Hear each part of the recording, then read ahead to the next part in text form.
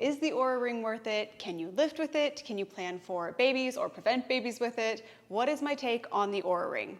Let's get into it.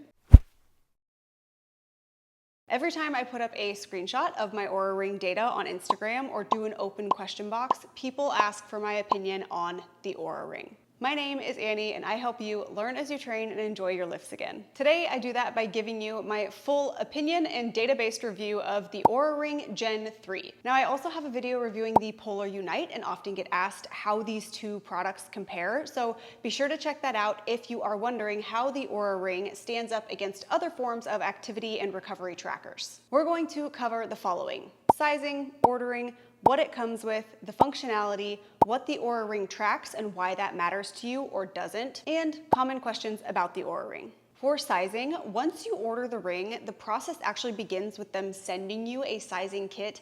If this is optional, I highly recommend that you do it. I had a different size from the Gen 2 to the Gen 3. You'll then decide what finger you want to wear the ring on and what size that will be. You give them that size and they send you the proper ring and the charger, which brings us to what do you actually get when you order an Oura Ring? You get the ring itself, a cord for the charger, and then the actual charging unit. The ring sits on top of the charger, like so. You also need to download the Oura Ring app. With the Generation 3, I had to pay for access to the app. I don't know if that's still the case, but it's worth it for the functionality, in my opinion. You'll need to decide what is and what isn't worth it to you because you have your own needs and your financial situation. The ring is not cheap. I would consider it expensive for anyone because of what it is. At the time of this video, it costs $2.99 to $4.99 depending on the color and the style of the ring, which is insane to me, but I don't make the rules.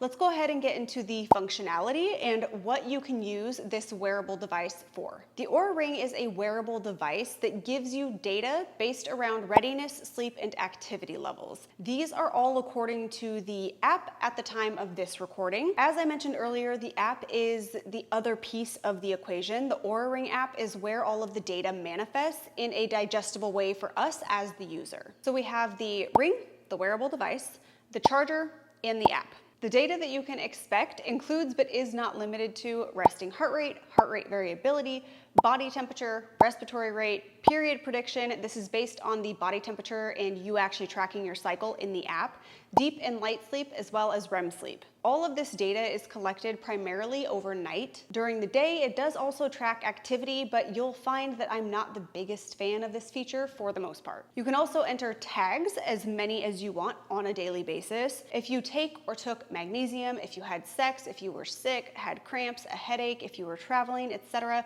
it's pretty endless as far as what tags you can enter on that daily basis. And this feature is really nice for looking back on data and seeing trends or reasons for certain biofeedback that you're receiving. For example, it makes sense that if you traveled or are jet lagged, that your HRV and your readiness might be in the shitter, or if you track when you did the deed and then your temp doesn't drop, this also makes sense and means that you are likely with child due to sexing it up during or near your ovulation. Baby Miller number 1 and number 2, prime examples. Moving along. I personally use the body temperature feature as fertility awareness method with the Generation 2, which did not have period prediction. It was not marketed as such. At that time, Oura Ring made it clear that the device was not to be used for conception or preventing conception. Now it's been approved for these functions. If you know how to look for the fluctuations in your body temperature and ovulation, then you know when you've ovulated and at what point ovulation typically takes place within your personal menstrual cycle. Just to be clear, body temperature is going to be the main indicator for that. We are now in the decision-making process of if the Oura Ring is worth it or not to you. Before using the body temperature feature of the Oura Ring, I still used the sleep data because I do feel that that was more in-depth and accurate than data that I was getting from my Polar Watch, which is another wearable that I have. But I do exclusively use my Polar Watch and my chest strap for lifts and conditioning. Essentially, I used the Polar Watch for my activity tracker and the Oura Ring for my sleep, recovery, and menstrual cycle. This is the best combination for the most accurate data that I tend to care about in my day-to-day health and seeing trends over time.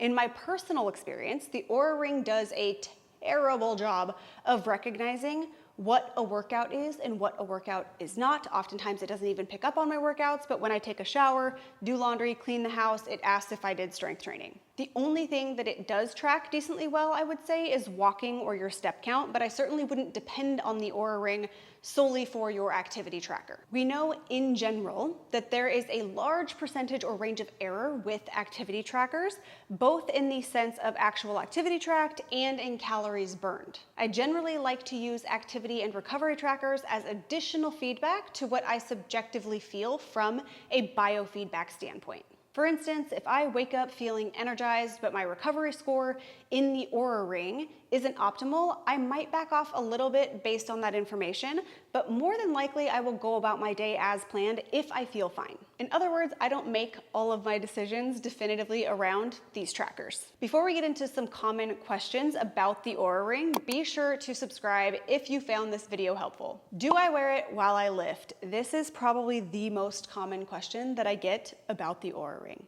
Yes, I only take it off to wash my face or shower. I don't need to because it is water resistant, but it's something that I prefer to do. I just don't like my finger being wet underneath a ring. Does it get scratched while lifting? Yes, it does. I have had 2 of the gold rings at this point, and the underside of the ring where the bar or the dumbbell or whatever an apparatus is touching it absolutely does get scratched up. It will lose a little bit of its color. It's just not something that I am bothered by. It's totally my personal preference, and remember, I don't wear it for activity tracking, so I could take it off during my lifts and I would also be unbothered by that. I simply keep it on out of convenience, and I've always lifted with my rings, so generally I'm not bothered by having rings on my fingers when I'm lifting. How long does the battery last? For me, I wear it almost 24/7 and I charge it about every 3 days. That has never seemed to change for me even as the ring gets older. Accurate period prediction. Is it accurate? Yes, for me, it absolutely has been.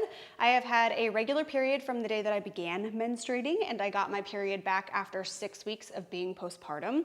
The Oura Ring seemed to catch on to my cycle very quickly, no matter when it was tracking, pre-baby or after baby. And that's regardless of if I was ovulating or not, or if ovulation was abnormal, mainly referring to that early postpartum period. Did I use it to get pregnant, or did it help me know that I was pregnant? No to the first part, and yes to the second part. I knew the day my temperature did not drop when it should have. I was 4 weeks and 1 day pregnant. You can see here my normal menstrual cycle with the temperature dropping and rising again to indicate that I have ovulated, and then it stays elevated for the remainder of my first trimester. I literally made Nate get a test, and sure enough, I was with child both times. Overall, the Oura Ring's best function, in my opinion, is tracking recovery and menstrual cycles. If you happen to need that and you have $300 to spare, then go for it. If you have more questions about the Oura Ring, please feel free to drop them in the comments below. I am happy to give my opinion beyond the facts that are stated on the Oura Ring site.